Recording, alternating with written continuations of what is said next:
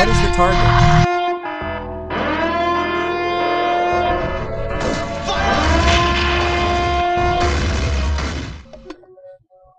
High snowy clouds, silence all around, and a heavy breath of a Tibetan shepherd breaking the silence. President Lincoln called me in New York, President Clinton in Washington. He said that the Prime Minister of Pakistan has arrived here. You also come, both of you sit together, we will decide the questions. I said that as long as Pakistan has an inch of Indian land under its control, I will not talk.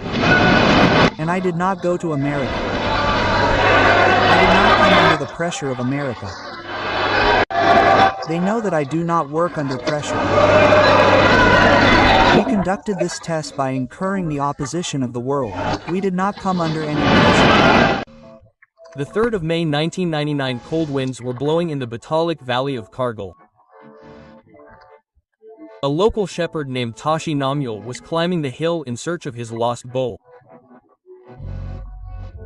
But he did not know that today he was going to uncover the most dangerous conspiracy in history.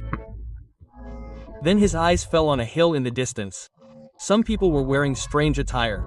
Wearing Patani clothes, carrying huge guns like AK-47, they were making bunkers by cutting the hill. But they neither looked like Kashmiris nor Indians. Tashi's heart starts pounding. He returns stealthily and informs the nearby Indian army post. At first, Sinha thinks that they might be terrorists. But 2 days later, Captain Saurabh Kalia and 4 soldiers of his battalion go to investigate that area and never return because the infiltrating Pakistani soldiers capture them and kill them after brutally torturing them. 4 days after that, on May 9th, the Pakistani army bombs and destroys the ammunition depots of the Indian army in Kargil.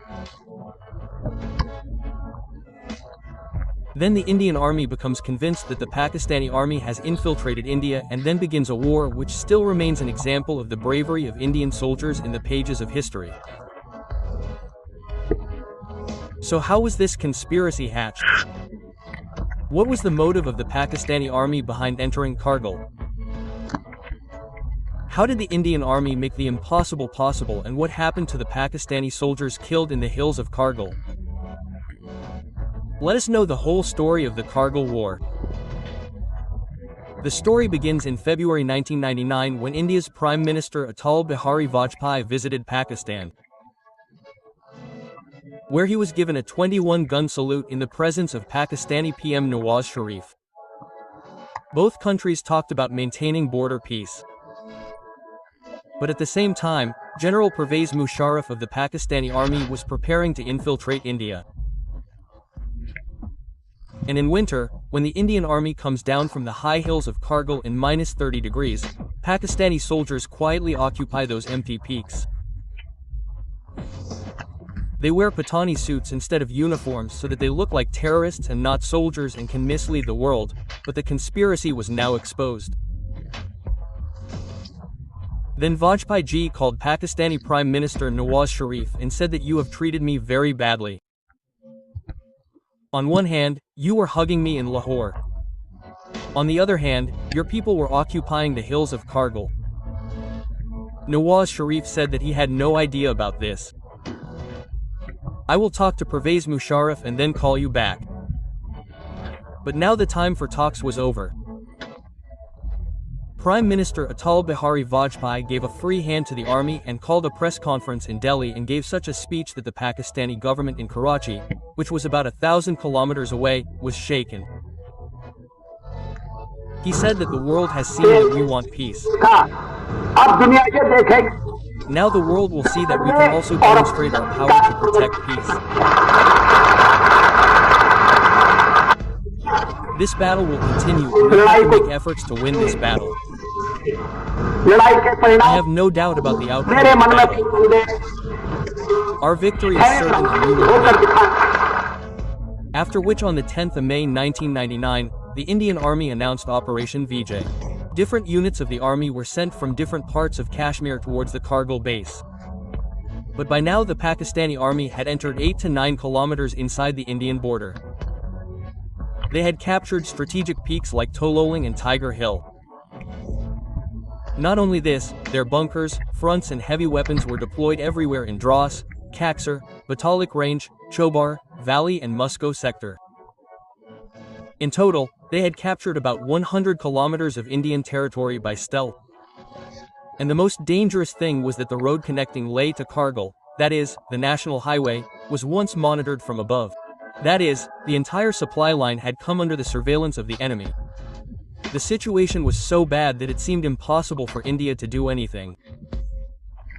Regarding this, Lieutenant General Haranjit Singh Parag says that our performance in the first 1 month was shameful.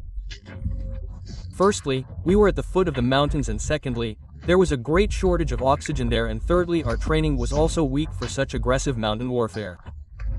Not only this, there is a saying in the army that the mountain eats the troops. The mountain eats the army. That is, if there is a fight on the ground, then the attacking force should be 3 times more than the defending force. But in the mountains, this task should be at least 9 times, and in Kargil, it should be 27 times. Meaning if there is one enemy soldier sitting there, you will have to send 27 soldiers to remove him. And in the 1999 war, at least 1,700 Pakistani soldiers had infiltrated Kargil.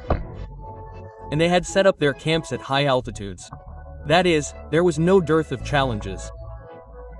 But even more powerful than that was the courage of the Indian Army, with which on the 15th of May 1999, the Indian Army took over the front in the entire sector.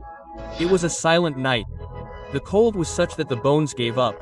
Oxygen was so low that even breathing had stopped due to fear. But in these conditions, the Indian soldiers chose the night time to climb the hills. Without light and without noise, they crawled up one stone after another, avoiding the eyes of the enemy. Every step was in the shadow of death. But the intentions of these soldiers were stronger than steel. Our brave soldiers hoisted the tricolor again on Mushk sector of Dras on the 16th of May. On the 18th of May, 0.4296 and 4,460 were snatched from the enemy. On the 24th of May, the Mushki subsector also came under the control of the Indian Army, but the enemy was still on the heights, such peaks where it was not possible to reach only on foot. Now it was time for the entry of the Indian Air Force. On the 26th of May 1999, the Indian Air Force started Operation Safed Sagar. Prime Minister Atal Bihari Vajpayee gave a clear order: do not cross the lock, no matter what happens. This meant that the enemy has to be killed, but by staying within the border. And the Air Force did it. They destroyed the enemy bunkers. They provided supplies, cover fire and courage to the ground forces. But the next day, the 27th of May, left a special wound, which India has not been able to forget even today. In fact, Flight Lieutenant Nishikita Rao's MG-227 fell prey to the enemy's missile and he ejected in time and was caught in Pakistan. Squadron leader Ajay Ajuha, who came to help him, was also shot down and the Pakistani army martyred him brutally. Whereas after a few days of imprisonment and torture, Pakistan released Nishikita due to international pressure. On the 28th of May, another attack took place, this time on the Indian Army Air Force's MiG-17 helicopter, in which 4 Indian soldiers were martyred. These attacks shook India from within. They wanted to take control of 50% of Siachen and Ladakh by occupying National Highway A1. By the end of May, the situation went in their favor. But now it was time for India's comeback. A comeback that not only brought the Pakistani army to its knees but also shook the chair of US President Bill Clinton, sitting thousands of kilometers away because he was supporting Pakistan even in such circumstances. Friends, this explosive comeback started on Tololing Hill. With the historic victory of the Indian Army, 16,000 feet high, minus 11 degrees temperature and straight from the enemy's line of fire. The conditions were such that every step was full of death. Therefore, the soldiers decided that they would climb only on the night when there was no moon in the sky so that the advantage of darkness could be taken. But even the darkness seemed helpless when each soldier had to carry either 2 kilograms of ration or 100 bullets on his shoulders. Captain Ajit Singh tells, "Most chose the bullets and I survived for 3 days without eating anything, only on cigarettes." In such difficult conditions, a company of Major Rajesh Adhikari started climbing Tololing. But when they were just 15 meters away from the top, Pakistani firing started. The whole team got stuck in the cover of the mountains. To rescue them, Colonel Ravindra Nath formed a team of 90 soldiers and reached the trap team on June 12. Weapons, food and water were given, and before attacking, Ravindra Nath said only one thing: "I have given you what you wanted. Now give me what I want." Victory over Tololing. Major Vivek Gupta and his 6 soldiers were martyred in the attack, but the tricolor flag was hoisted on the hill. This was the turning point from where the morale of the remaining soldiers reached the 7th sky, and one by one all the points were snatched from the hands of the enemy, in which the Indian army was killing the intruders one by one. In this way, the momentum that the Indian soldiers got from the second week of June was commendable. It continued till the end of July. Finally, Nawaz Sharif had to seek refuge in America for a ceasefire. Now another battle began outside the battlefield, that of diplomacy. America's President Bill Clinton talked to India's Prime Minister Atal Bihari Vajpayee about this war. Then Vajpayee ji gave a direct message that either Pakistan should withdraw its army on its own or we will expel them by force. When Clinton mentioned the threat of nuclear attack from Pakistan, Atal ji's voice echoed. He said, "If this happens, then before the sun rises the next morning, Pakistan will be wiped off the map of the world." America understood that now India will not retreat. Here on the battlefield, the next target was Point 5140. The enemy's strongest stronghold, located at an altitude of about 17,000 feet. 2 teams were formed for this. One was commanded by Lieutenant Sanjeev Singh Jamwal and the other leader was Lieutenant Vikram Batra. Codename Sher Shah. Jamwal chose OS Yes as victory signal and Vikram Batra's message was Ye Dil Manj More. Both completed their missions and 0.5140 came under the control of Indian Army. After this, Lieutenant Vikram Batra's next mission was 0.4875. On the 8th of July, he conquered this difficult peak as well.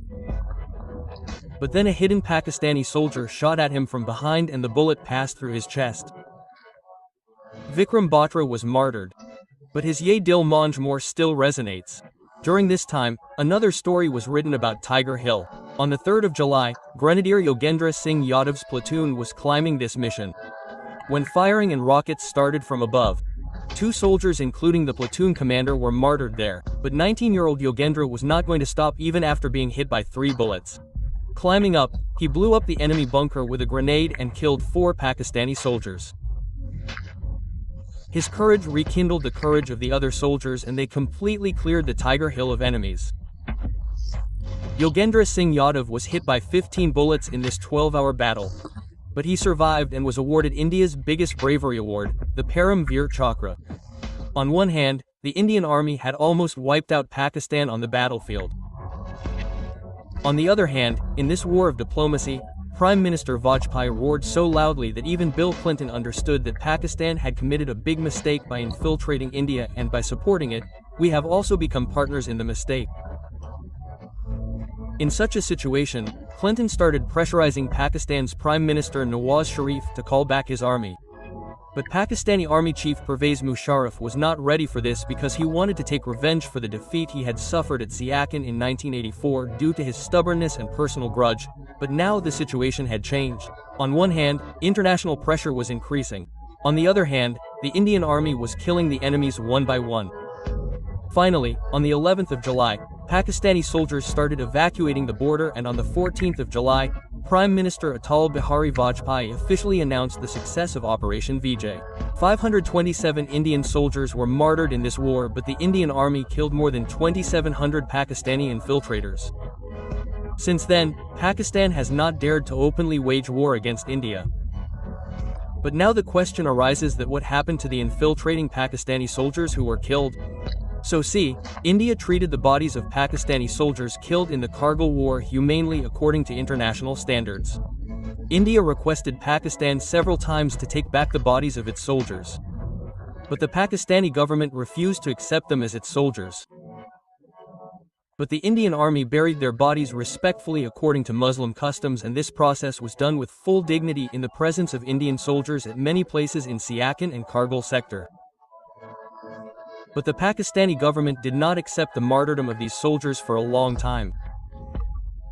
This not only caused immense pain to the families of those soldiers, but also shows that Pakistan ignored the sacrifice of its own soldiers in this war. While on the other hand, India not only showed discipline and morality in the battlefield but also treated the bodies of enemy soldiers with complete humanity. Finally friends, if you are also proud of the Indian soldiers who applied the Vijay Tilak of India in the Kargil War, then definitely write Jai Jawan Jai Hindustan in the comment box so that this video reaches the soldiers of the Indian Army. So they also know that we are proud of them, and if you like this story of the Great War of Kargil, then like and share the video and make sure to get 11,000 likes, and to keep listening to such untold and unheard stories, subscribe to our channel and ring the bell nearby. Jai Hind, Vande Mataram.